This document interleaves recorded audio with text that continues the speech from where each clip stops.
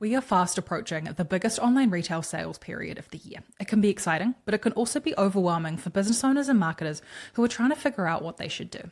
For this episode today, I wanted to dive into what some of your options are, but specifically the decisions that you need to make in order to run a sale strategically. Welcome to the Digital Hive podcast, where we talk all things digital marketing. I'm Emma, a marketing strategist and coach for business owners who aren't short on ideas but want support with the strategy and tactics to get their message out into the world. The origins of Black Friday come from the USA as that pre-holiday season buying date, so you can do all of that season shopping at a discount the day after Thanksgiving. Then it ballooned to Stampede tier midnight shopping, and now the online shopping version exists too. Even service businesses offer discounts this time of year, and sometimes I wonder if the volume of sales all at the same time just waters down the market. So business owners have to be very clear on how they'll stand out. As our cost of living rises, it's reasonable to expect that people's shopping will decrease versus previous years. There might be less impulse buying this year because people have less of a budget. Instead, I'd hope for everyone's overdraft, at least, that they shop more mindfully and intentionally. We should be planning accordingly in line with our perfect and existing customer. These sales can serve as a way to thank your customers and show them that you appreciate their business throughout the year, especially if it has been a hard year for you. So it doesn't necessarily have to be buy, but that is up to you. And no, that isn't an NSYNC lyric. People often do their Christmas or other holiday shopping or buy things that they've been listing after all year at a new lower price. Sometimes I'll want to buy those things that would usually be a stretch without a discount. For business owners, though, it's a whole load of preparation and hope, and then running to keep up with the demand. What do we do? How do we do it? And what will everyone else do? You could pick a random percentage off and post it in some places and give yourself a pat on the back, sure. But by taking a more strategic approach, this can be more purposeful and connect more with your audience. Black Friday does tend to get out of hand. I've been seeing ads for weeks and we're actually still a month out. Even if you started planning or plan to repeat what you did last year or 2 years ago, I still recommend working your way through this list ahead of putting your sale live. As I go through this, it can serve as an on-demand workshop if you like. If you're more of a visual person, there's the YouTube version, but you can also listen to this on your podcast app of choice as well without missing anything. Rather than getting stuck in analysis paralysis, let's get straight into the decisions you need to make that actually matter. Decision number 1 is your profit margin. We are starting with the somewhat monotonous math and accounting, but this is what your business lives on: money. Hopefully you know your profit margin to start, at least what it's been for the past year. Maybe if you ran a sale last year, you know how that impacted that. If you were to have a calculation that you can bring down to a product level as a percentage, that will help you to understand your numbers more specifically. The simplest way to trust the number you get in this calculation is if the period you're comparing your revenue and expenses from are a somewhat busy time of year, but ideally without a sale on. So that calculation is profit divided by revenue, which you'll then times by 100 to get your profit margin as a percentage. Sometimes different products have different margins, but a general percentage can make things simple if there's not much disparity. Gross profit is revenue minus cost of goods sold. However, net profit is revenue minus all expenses. So that can be a lot more accurate of the total picture. To work out your profit margin, your first calculation is revenue minus all expenses to get your net profit. Then net profit divided by total revenue times by 100. Let's pretend you're comparing the numbers from a period where you didn't have a sale so you can see what your discount could be. So if your revenue for either the quarter or whatever period you're going based on was $500,000 and your expenses were $300,000, your net profit would be $200,000. $200,000 divided by 500,000 is 0.4, times that by 100 is 40%. This can then give you an idea of what you might be hoping for as an average order value or the maximum discount that makes sense financially. This does shift based on the volume of products you ultimately sell, so projecting it isn't 100% accurate. That's why it's helpful to look back, but still adjust if you're planning to spend more on marketing or your team during this period, or if other costs have gone up like rent or cost of your goods since whatever prior period you're getting these numbers from. You can see from this that the brands that consistently do 40 to 60% off sales or even more are making a rather large profit margin when items aren't discounted, and that's usually a slim portion of the year. For the brands who run massive discounts often, you'd be surprised at the disparity between their quote-unquote full price and the average price they sell it for. It's possible if their full price is $100, their median purchase price could be as low as $60 to $70. These are businesses that sell based on those supposed deals and not the longevity of their brand. You just need to decide which camp you fall in. I have heard that Amazon grabs the full price as some sort of calculation across the 30 or 90 days before their Prime Day, and sellers will sometimes raise their prices during that time so that they can give a bigger looking discount on Prime Day. These aren't the tactics I would ever recommend. It's just not very sustainable. What we want to figure out first, before we get all excited about the possibilities, is how a certain level of sale or discount might impact your profitability. As much as we want you to make a lot of revenue, it needs to translate into profit so that you can continue to invest back into buying even more product or improving your service in some way, and ideally taking some off the top for yourself.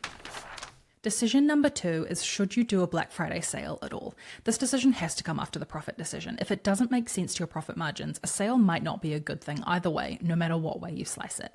If your profit margin is good with a sale, that still doesn't necessarily mean that Black Friday is the right move for you. The perks of doing a Black Friday sale specifically is that people are ready to shop. They do this every year. Some customers purposefully wait for this time to shop because they expect sales and therefore the best deals. Your sales push doesn't feel as pushy at this time because everyone's doing it, and it's also timed well for gifting season and either summer or winter depending on where you're based and who you serve. However, there are other things to consider before you jump straight in. If you sell an item or items that people use and purchase repeatedly, for example, dog food or supplements, it might be good to consider. Will people just stock up at a lower price point and then not purchase for a while? That might impact how hard you go with this type of sale, or if a sale at a different time of year is better for you. Part of this decision comes down to the competition in the market, so you might like to take that Black Friday energy and run a sale at another time of year when everyone else isn't running a sale as well. That could be a good option if the discount that makes sense for you is considerable, but not as competitive as to what might be on the market. As a shopper, I also enjoy those who do their biggest sale at the most relevant time of year for them, because it makes sense for me to shop then and not in late November.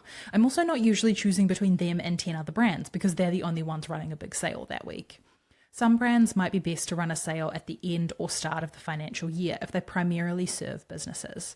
Others are based in the Northern Hemisphere and sell swimwear, so Black Friday timing is essentially just clearance time for them. So they might like to focus on a mid-season sale instead to attract more shoppers.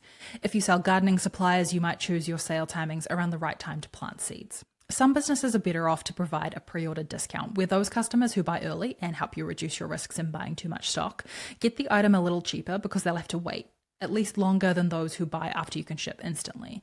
You might time that with Black Friday, but realistically, everything else people are shopping for has instant gratification, and that makes it harder to compete. The ultimate alternative to all of this is to get quiet while others take over your customer's inbox and start up again after. If you're not in retail, you can still run a sale, although you might like to do it a little differently. If you sell a course or resources, you'll probably want to follow the retail methodology, but if you offer services, you can still run a sale even though it's less common. It is becoming more common, so there might still be some competition in your target market. If you sell gift certificates or allow people to pay for a service in some way before booking in a date, that discount off of a future booking could be the ticket. An example of this is a photographer selling packages that can be booked in the new year. If you own a gym or run online workout classes, you'll be used to the new year rush, but a different time might be better to offset that than what is really only 1 month earlier.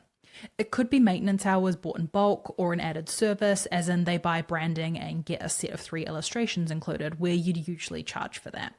Choosing the right time for your business and your customer is the best guide, regardless of what everyone else is doing.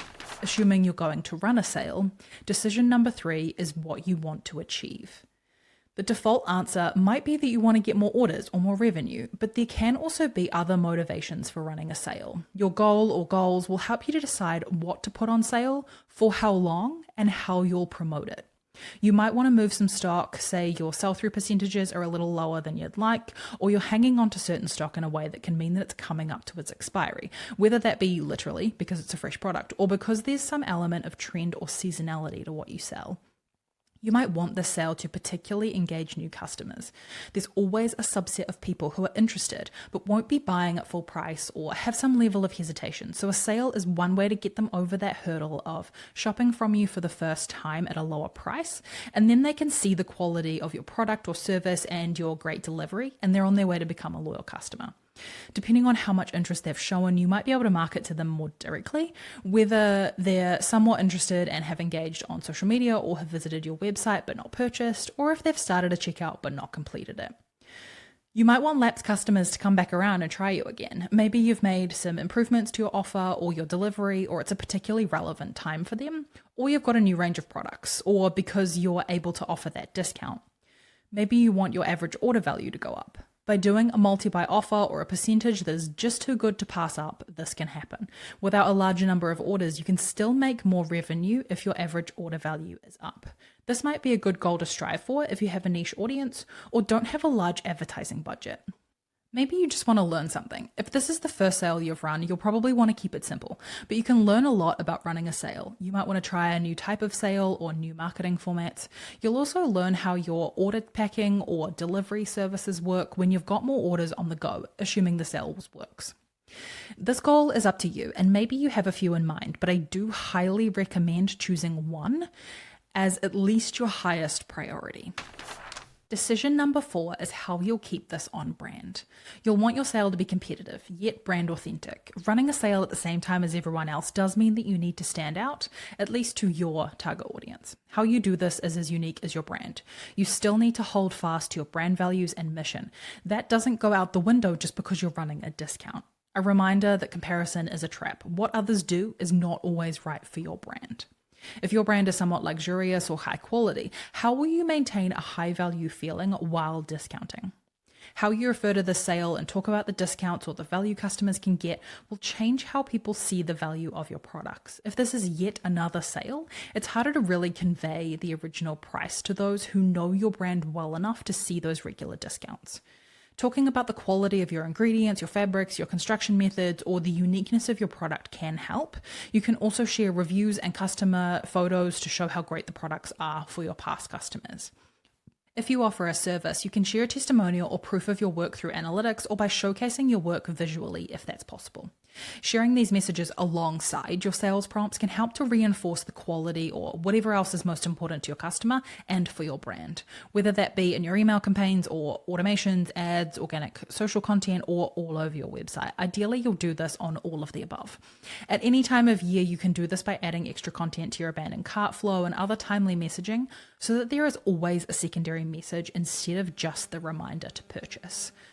You might also beef up the elements of your website that showcase your quality ahead of the sale and then keep those features year round. With any form of content, by integrating this within your sales experience, the two messages are received simultaneously, so your brand is still front and center. Decision number 5, what products you'll include in the sale. A site-wide sale can be simpler for people to understand and for you to run, but it might not serve your ultimate goals. So I wouldn't necessarily recommend going by the default and not considering alternatives. If your goal is to move specific stock, running a site-wide sale might not achieve that if you don't make that product really obvious. You can recommend those products across your website and feature them in your collections so that they're likely to be seen, so you don't have to be tempted to only discount those items. You can also run the sale on top of clearance pricing so they get a double discount on the items you really truly want out of your warehouse ASAP. Running a sale on only your clearance items or prior sale items is probably not going to stand out in the market. It gives people something, but not necessarily where they're going to probably want to spend their money in this crucial week, given they probably don't have an unlimited budget. They're probably less likely to tell someone about it as well. If you choose to exclude a limited number of items from the sale, it could be a good idea to not recommend those so much just for this period. If you do choose to run the sale on particular items only, you may want to have options at multiple price points so that your audience can shop at the price that suits them. Ultimately, a site-wide sale is the quickest to set up and the least confusing, so there's a reason it's the default. Decision number 6 is what discount you'll offer. A percentage off is simple. It can be stated in massive figures and means that no matter what they buy, they get a straight discount. It also means that they continue to receive a benefit the more they buy. A percentage sale off doesn't necessarily incentivize the purchase of multiple items as directly as a multi-buy offer, but if your range is cohesive and of a reasonable size, you can still expect people to buy more items than they usually would. A buy two, get third 50% off sale is more likely to increase their average order value in theory, but it requires the customer to want 3 items. I'm sure there's studies on this, but my assumption and my experience as being a shopper is that if I like 4 items, but I definitely don't want 6, I'm probably going to choose which item to remove from my cart at a certain point to get the best deal. If I did add 2 more items just to get the discount, I don't necessarily feel like I'm getting as good of a deal. Whether I realize that before I click pay now is another thing. The same goes for buy 3, get 4th free. People only get the discount of whatever the cheapest item is as well. So you might want to assess how you group items for these to retain the incentive. With an option like buy 3 for $40, they're getting equal benefit no matter what, but usually they're basically the same item, like 3 lip gloss colors or 3 camisoles. If you offer a spend X, get Y deal, the more they spend, the better deal they get. That could look like spend $100, get 10% off, spend $150, get $20 off. These numbers would be centered around your average order value and rising that just a little bit. You could also run it as spend $100, get a fixed amount off, like $10, but that is both psychologically smaller and literally a smaller discount if they spend $190. Mystery boxes are a unique type of sale because people don't totally know what they're buying. If you sell candles, they might know what size of candle, but not what scent. For clothing, they might know what size and whether it's a dress or a top and skirt, but not what pattern or style. This is a great option if your products aren't pretty universally loved, but customers do tend to understand that the items in these are ones you probably want to get rid of. So if you're mixing in popular colors or flavors, make that known. When it's possible, try not to have them be completely clearance items, since customers will probably be a little bit disappointed. You might get this purchase, but will it turn them off for future purchases because the thing that they end up using isn't necessarily your greatest hits? Offering a new deal every day can get tricky. You've got to set each one up and keep your team up to date, and this can also be confusing for your customers. It can lead to issues around perception as well when someone shops one day but then thinks that the next deal is better. It also means a lot of shipping costs if people want to shop on multiple days, if you're running a deal on dresses one day and leggings the next. If you really want to run multiple offers to learn what your customers react to, it might be beneficial to instead run 2 or 3 deals across the whole of November and December and spread them out a little bit. You could also trial those at other points in 2026 as well, and particularly watch your conversion rate or average order value during those sales instead of focusing on revenue alone to compare them. A sale is essentially an incentive. It gets people to want to buy now while they get more for their money. There are other ways of doing that. A gift with purchase allows people to get something of extra value without discounting the core product. That gift has to be an incentive though. If it's not something they would otherwise pay for, it's not going to be something they see as a real benefit of purchasing right now. This gift could be a small new item you are stocking that you want people to try. It could also be something you have been asked to sell, but that you don't otherwise stock, so there's some exclusivity there, where only those who shop with you in this sale will get that item. Whether you end up selling the leftovers later is up to you. When your sale requires too much explanation, it can get a little tricky. It's not as punchy, but people can also get confused on whether they're actually getting a deal. An example of a messy offer is when people have to buy a certain amount and then they get to choose between 3 gifts. In text form, that's a lot of words. You can explain this visually, and it can also be simpler if you let people choose their option at checkout, but there's still a lot of details to take in. Choose what suits your setup the best and what you think your customers will find as the best value. If you have run sales before, you hopefully have a bit of an idea on what people have responded to before. Decision number 7, product timing around the sale. If you're going to do a site-wide sale, it might make sense to hold your newest range to release after the sale. Including them in the sale is not as great for your profit margin if people would otherwise buy it at full price. It can also mean that you have something new and fun to talk about after the sale is over, which can help with that post-sale slump. On the other hand, if you're running a sale on specific items, it might make the most sense to put your new range on the website so that it gets seen, especially if this is a slight foray into a new arena and you're not really sure how well it will sell. You might like to promote it when you have the most eyes on your website and therefore on your products. People might not appreciate that the new items are excluded from the sale, but you know your customers best and the amount of stock you've ordered of that new range, so that's up to you. Decision number 8, how people will activate their discount. You can decide whether people have to enter a code at checkout or if the discount or free gift will be applied in their cart automatically. Making them enter a code would mean that some people might not use the discount and get frustrated when they figure that out. In general, it's better to make it as automatic as possible so that people don't get confused. If they do get confused, they're more likely to not make a purchase. If it's, say, a buy two, get third free situation, it's good if you make it clear that they have to add all 3 items to the cart to get the discount and that it isn't automated since you want them to choose the item they want. You'll need to make sure that is clear within your explanations and, if possible, within your cart. If it's possible with an app or extra bit of coding that you can detect there's 2 items in the cart that qualify and prompt them to add that 3rd item, that's good too. Ideally, if it's a free gift with purchase, it needs to be added to the cart automatically. It's really too difficult for people to have to go and find that item and then add it just to get it for free.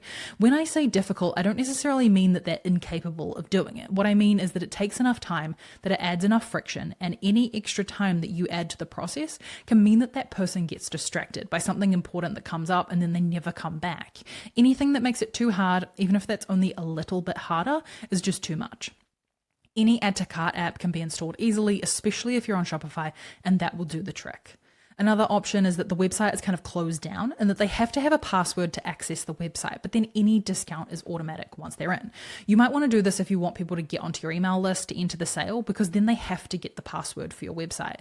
That lands on a full page that explains the sale with a sign up email as well as the password field, because if I landed on a website that just had a password, I'd think they'd shut down. This is one of those situations where you're forcing people to do the thing, because if you allow them to shop, but then they just don't, you have the code to enter at checkout, they might not necessarily realize. The easier you can make it for them, the better. Just a reminder that although you want this to be as automated as possible, it's a good idea to then exclude other discount codes from being used during this time so that people can't get a double discount if you don't want them to. That also means pausing any email automations that might promote discount codes that can't currently be used until the sale ends. Decision number 9, your sales schedule.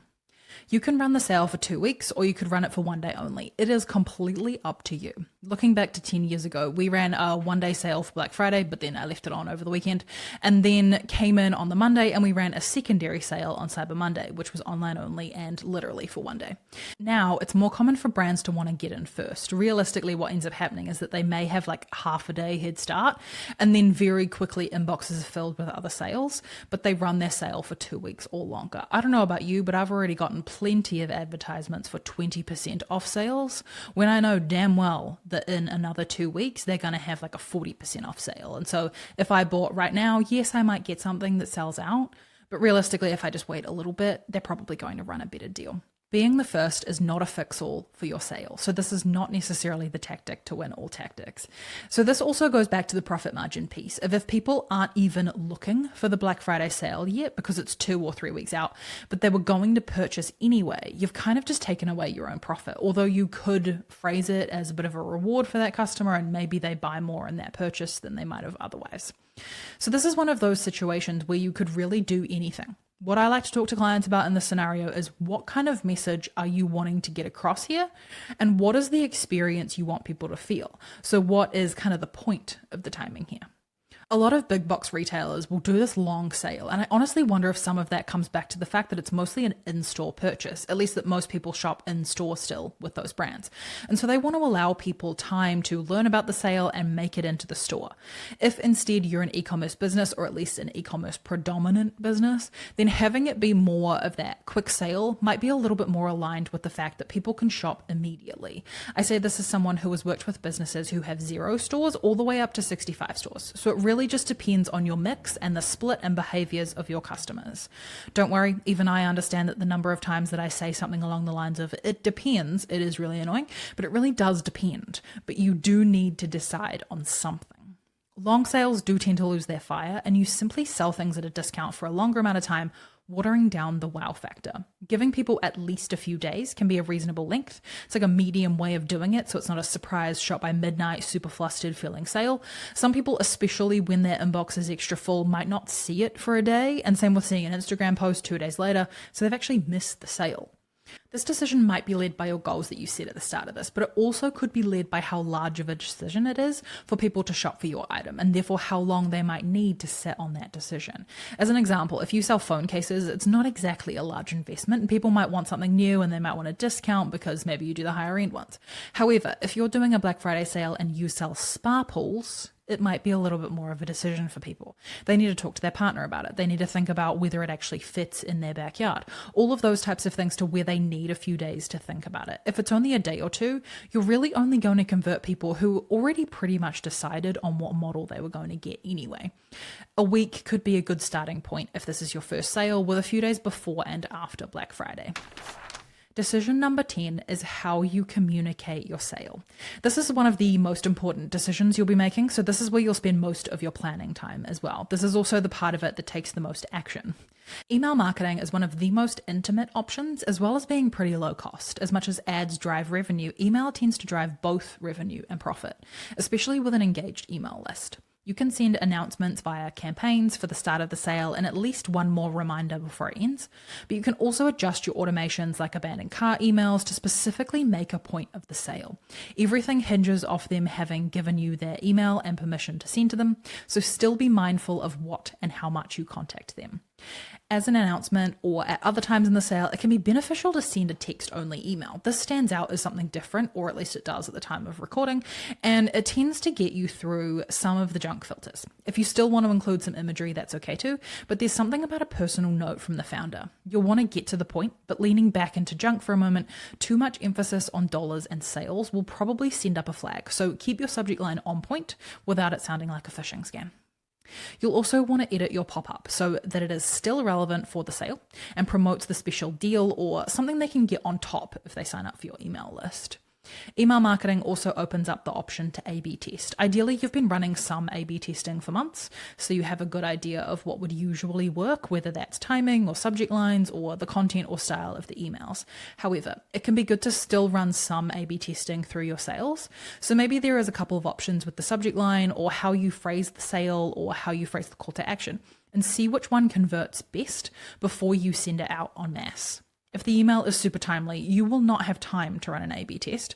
But if there is an option, it can just give you that little bit more of understanding and ultimately improve your overall performance. You can also send the entire email out, where you literally split the email into half gets A, half gets B, whereas usually an A/B test, the ideal would be for an email that you send each version to maybe like 5 or 10% of your list, see which performs over about maybe 6 hours, and then send the rest of your list, whichever one was the winner. When you use imagery in emails, use photos that are bold and stand out, especially at this time of year, as much as your brand permits. Showing the deal right off the bat gives you the best chance of people actually taking it in. After all, the deals are flowing into their inbox at record speed. The second most crucial part, though, is to focus on what gets them to click through to your website. Without that, you're not making a sale directly from that email. SMS is another great option if you have people's permission to contact them. It's more costly than email and also more invasive, but you do tend to get a really high open rate, with it usually being at about 95% or more. That doesn't always mean it converts, and you should know your audience well enough to know if this would be too much of an interruption, but sending a text when your sale launches and when there's 24 hours to go could be a good option. Just don't go overboard. If you can say something like our biggest sale of the year accurately, or the deal you're offering, and then include a link, that might be the perfect message to get them interested, but not annoyed. You don't want them to miss out, but also you don't want to harass them. If your software for email and SMS are the same, you could delay your SMS send by a few hours and only text those who haven't opened the email after 4 or 5 hours of your first email announcement. This will both lower the cost to you and the number of people you would text. You might also only send an SMS to your most active email and website visitors, so you're not blasting your whole list. Every text adds up, and a reminder that we want profit. Organic social media is something that is important to any sale because you're likely to get in front of people when they're just browsing. They're already on a device that allows them to shop. Realistically, only a certain subset of your followers are going to see this content, so it's an important part of the process, but it is one that you have the least control of distribution. While I say it's important, it's probably not where you should be putting the majority of your time unless this is your most engaged platform. You can't dictate when people see it, although I do have a post on my website about how you can stop the distribution of a Facebook post while still keeping it on your profile. You can also archive posts about the sale if you want to post quite a lot organically, but maybe don't want all of that then sitting there as a history.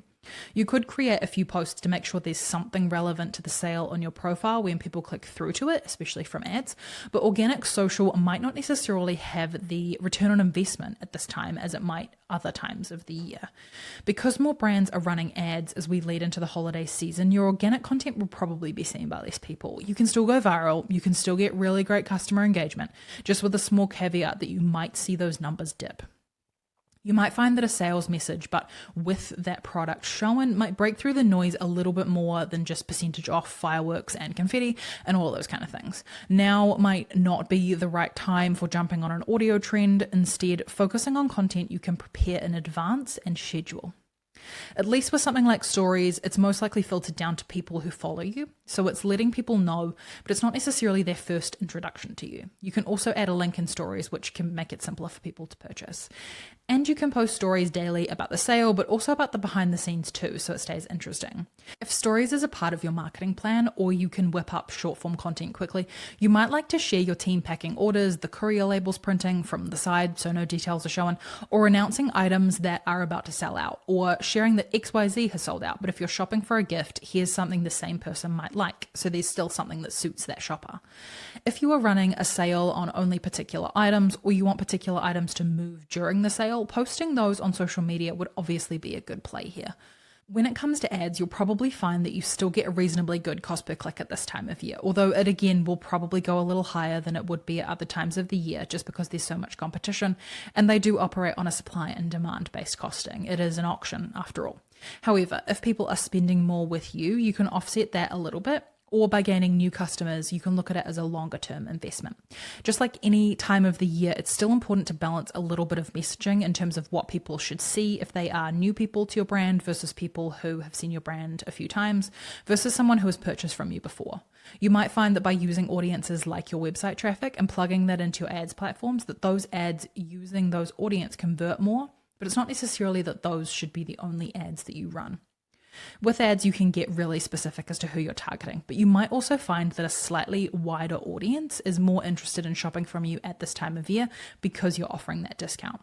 This might mean that your conversion goal ads go out to a wider audience than you usually would throughout the year, rather than only showing them brand awareness style content. And again, you can run multiple ad creatives as an A/B test with different imagery, videos, or text to see what performs the best. If you traditionally don't run ads all year, I wouldn't recommend that this is the time of year that you pick that up because it's a very expensive time to trial things and start from scratch. Once you get people to your website, this is really where that conversion rate optimization will have a massive impact on your sales. So if there are things that you've been putting off now, would be a really great time to do them. Ultimately, if you have hundreds of hours of work that you want to do to your website, it's possibly a little bit too late. And this is why we work on this incrementally year round.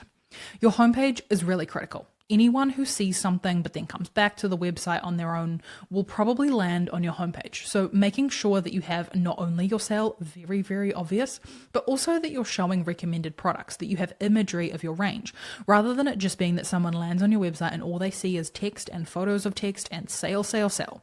That doesn't necessarily grab their attention with anything that they might want to add to their cart. So ultimately, above the fold, it's really good to have both the sales message and something that would possibly make you want to buy the thing.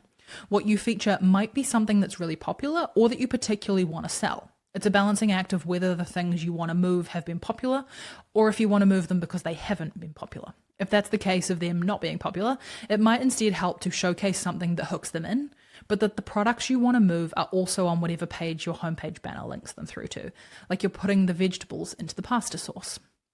On every collection page and product page, there should be something that reminds people that there's a sale, partly because they could land on any page when they get to your website, but also so that you're confirming that the sale is still running as they click on the website and that that product is included. That could look like banners across the top of your website, it could look like an announcement bar, or it could be sale pricing or a particular little sticker about the sale next to the details. If you have control of your cart and checkout page designs, those are also very great placements to showcase your sale, especially if it's ending soon. If they need to purchase a certain amount for free shipping or to get a free gift, a progress bar in the cart can serve as a reminder and drive that message home.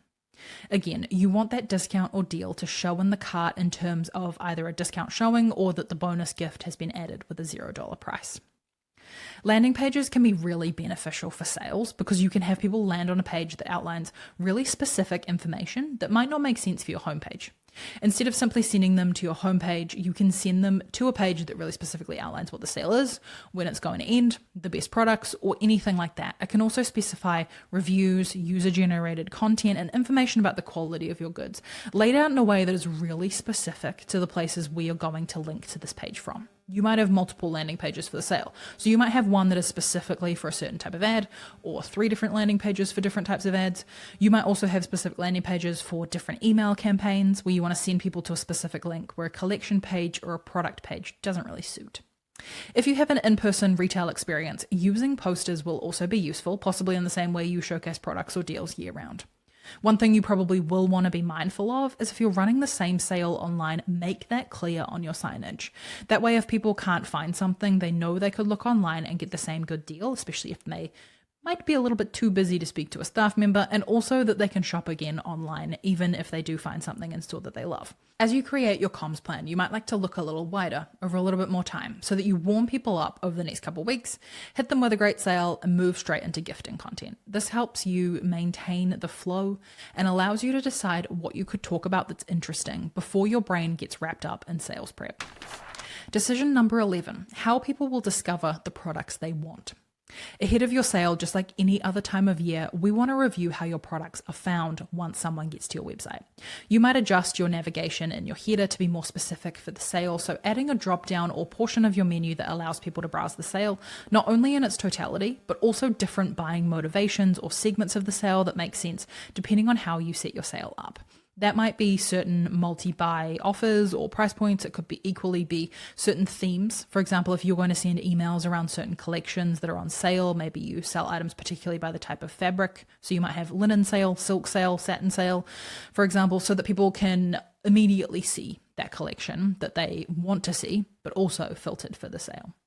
It also might help if there's certain trending items, just so that people can find, like if they really want brown or maroon or whatever the trend might be for your brand right now, if they can find that especially filtered for the sale, that's extra beneficial for them because they don't have to hunt for what they specifically want. This still works if you're doing a site-wide sale. It just reinforces the fact that these items are on sale while also allowing people to navigate to them more easily. You can also review your search and make sure that terms that people might search will still match up to your corresponding products with similar phrases. Shopify allows you to do this in the settings. There's also reports on search which might help you to identify any issues like searches with no clicks. Another way is to rejig how your collections are sorted. When someone lands on a collection, which for those of you who don't use Shopify, that might be called a category, they have a different way of phrasing it, but a category or collection is a really great place for people to land and browse, but also it's a really great place for you to be able to showcase those top 4 to 8 items in particular. The recommended or default layout allows you to decide which items they'll see first for whatever motivation that aligns with your goals. Then if they choose to, people can still sort by price or whatever they want, but they've still seen those items you wanted to highlight. It's such a simple thing to do, but it truly has impact. I have worked with many brands that will have a certain item they want to move, and by simply moving it to the top of a few collections, it starts to sell. This is just a time when there's more eyeballs on those collections, so this has an even larger impact. You can also create any new collections that you maybe haven't had before to link to on emails or ads. Not every collection or category that you have has to go into some form of navigation menu. It can just be an unlinked category that you linked to with ads, emails, or social links. The items that you recommend throughout your website can help with that discovery too, whether that be through customers also bought or complete the outfit or any of those kind of sections on the website that would allow people to see items that go with other items. If you're not doing this through some kind of automation or AI or allowing the website platform that you use to pick which items are recommended by default in some other way, What will happen over time is the, say, 4 items that you've chosen go out of date. You sell out of those, and very soon, instead of 4 items, only 2 show. Before any sale or any big shopping time of year is just another motivation to check back in on these and see whether they need updating or whether you could improve how you do it so that you're allowing, say, an automation to choose those items for you. Those automations could be based on if it's a handbag, recommend a shoe. It could also be if it's a shoe, recommend a sock or other accessory. But also you could have different settings to suit your customers' motivations for liking certain items. So if you have a range of leather items, but then you also have vegan items, you can have it that if it's a vegan item, that it recommends other vegan items so that you don't go on there and find that you're looking at a vegan handbag and it's recommending you leather shoes. It's probably fine to do it vice versa, but maybe not this way. If you're using more complex criteria, the products could be based on what others buy or what others also look at, so they could see items that are theoretically their style. Whether you're running a multi-buy offer or not, it can be really good to have recommended items on the cart page too, so that there's essentially an upsell as they go through the process. The more that can be relative to the item they've already added, the more likely it is to actually convert, rather than if what you're recommending is the same for every product. That's not as intuitive. Who will they likely be shopping for, themselves or gifts? By creating a gift guide or a quiz, people can better choose the right item or items for them. This reduction of overwhelm can mean that you help them, but that they're also more likely to make a decision instead of thinking they'll come back later, because a certain number of them won't come back.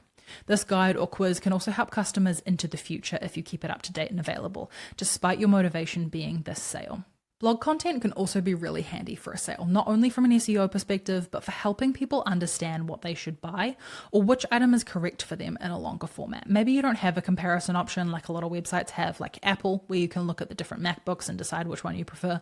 A blog post could add this sort of solution for people without having to build out added website functionality. You can answer questions people commonly have when they're looking for what you might offer, and they might discover the website that way. But you can also link to resources from the product page to help with people's purchase decision. You can also link to it through customer service if people ask a question. Your team don't have to know all of those things, they can just link them straight to the blog post. If you prefer, a video could suit you more than a written format too. Again, this content can live on beyond your sale, but the sale is the incentive for you to hurry up and get this done. Decision number 12, how you'll create urgency. The reason a sale works so well is that it is urgency and exclusivity and price to sell. When people know when the sale is ending, there's some urgency built in there to at least come back and shop before the sale ends. However, some urgency about the possibility of selling out the items they want is what will often push people to purchase on their first session of browsing the sale. This is a great time for your stock amounts to be shown, like only 3 left or selling fast notes on products. If people browse and buy the item, it'll be pretty common for you to send an abandoned browse or a cart or checkout reminder email. You can add messaging into this around items selling out as well, or the sale ending, just for this fixed amount of time, and that just adds that little bit more urgency. You could also be posting on your organic social media about how items are selling fast or sold out. Oftentimes you would want to remove products from your website once they sell out, but you might not want to be rushing to do that as fast, just so that people can see the items have sold out.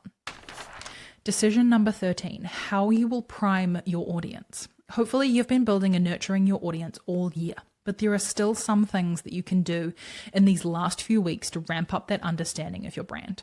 Now might be the right time to send some emails or structure your social media content around your core brand messages as a bit of a reminder of why people love your product and why they're so popular. If your goal for the sale is to sell a certain subset of your stock, those should probably be the products that you're featuring right now. Maybe not completely, but so that they're in the mix. If there were items that you sell that have a higher profit margin than others, you might want to focus on those too. Giving people a heads up that you're going to do a sale has its risks. If people know you're about to do a sale categorically, especially too far in advance, then they will possibly delay a purchase that they otherwise would plan on making. However, with something like Black Friday, people know that you're probably going to do something, so sales for November do tend to dip a little bit in anticipation of Black Friday and other peak selling shopping season times anyway. So that's basically as soon as Black Friday starts all the way through to the end of the year. For a sale at any other time of the year, I would also probably recommend not telling people, but then having the length of the sale be long enough that they can hear about it and browse and shop in their own time. The only time it really makes sense to warn people is if you want them to be online at the start, just like a new collection drop. You could maybe send an announcement with a countdown timer to the start, maybe 3 to 5 hours in advance. So if your sale will start at 6 p.m, a lunchtime email could be a good fit. That way you're not deterring too many shoppers while still setting yourself up for a great launch. If the goal of your sale is to bring in new customers, this is a really good time to not only broaden your horizons a little bit before the sale, but also to re-engage people who have been on your website in the past 6 months but have never purchased, for example. The easiest way to do that is through ads, although you might be able to segment your email list too, and that's a little bit more cost effective. By getting in front of these people ahead of the sale, you're reminding them that you exist and how great your product is before they see something about a discount.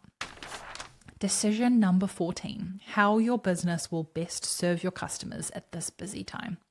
This is a time of year that isn't just about sales. It's about how you engage with your customers and serve them as well. It's especially how you'll be remembered beyond the sale.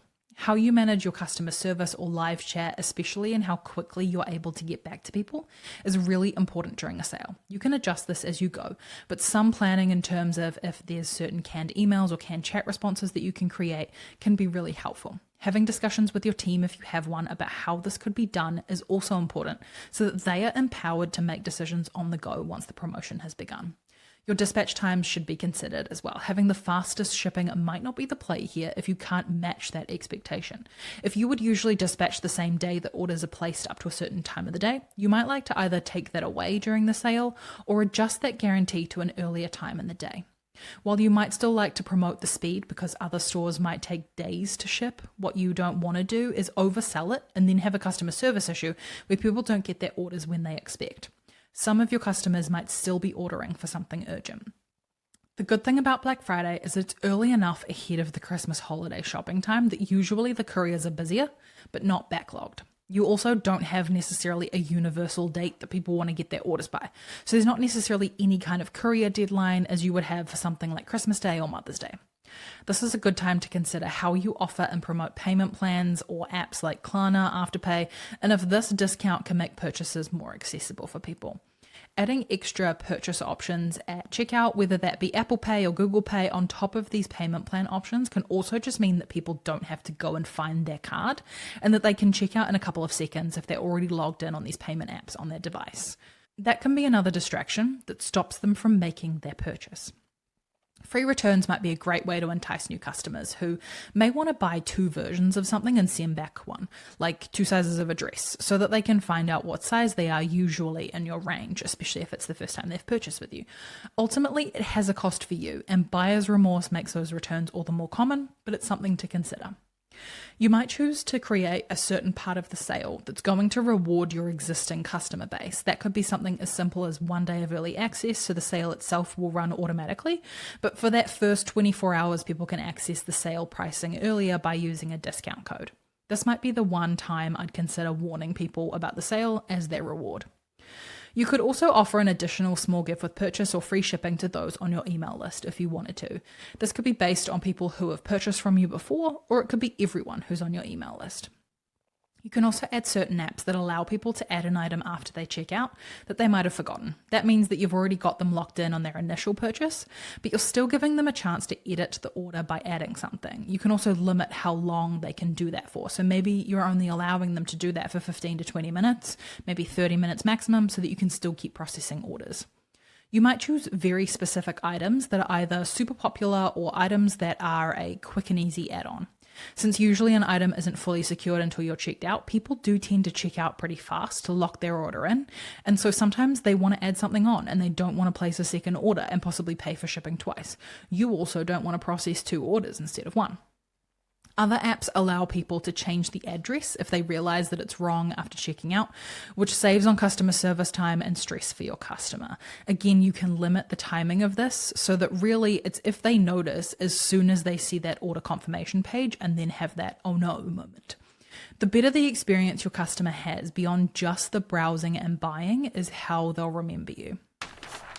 To quickly repeat these 14 decisions from you, how this will impact your profit margin, whether you should do a sale, what you want to achieve, how you'll keep this on brand, what products you'll include in the sale, what discount you'll offer, your product timing around the sale, how people will activate their discount, your sale schedule, how you communicate your sale, how they will discover your products, how you'll create urgency, how you'll prime your audience, and how your business will serve your customers at this busy time. Whether it's Black Friday or any other time of year, these are the decisions to make to curate a strategic sale. It's all up to you, and there isn't one set way that you have to do Black Friday or any other type of sale. These 14 decisions will help you to break it down into something that is a little bit more manageable and where you aren't starting from scratch. You're also ready to take action and set everything up once you've completed all 14. I've covered some options, but do what feels right for you. Ultimately, you might decide to stop at number 2 because you decide not to run a sale. So if you're still listening to this, I wish you luck. I wish you revenue. I wish you all of the good things, and that your customers are excited about your sale and that you meet whatever goal you set at the start of this that you wanted to achieve. I hope as a bare minimum that you at least learn something for next year. Thank you for joining me for this episode of the Digital Hive podcast. If you're enjoying the show, I'd truly appreciate it if you could share it with a friend or on Instagram and tag me at Honeypot Digital. To find out more about Honeypot Digital and the marketing strategy and coaching work that I do, or to find more marketing resources, head to honeypotdigital.com.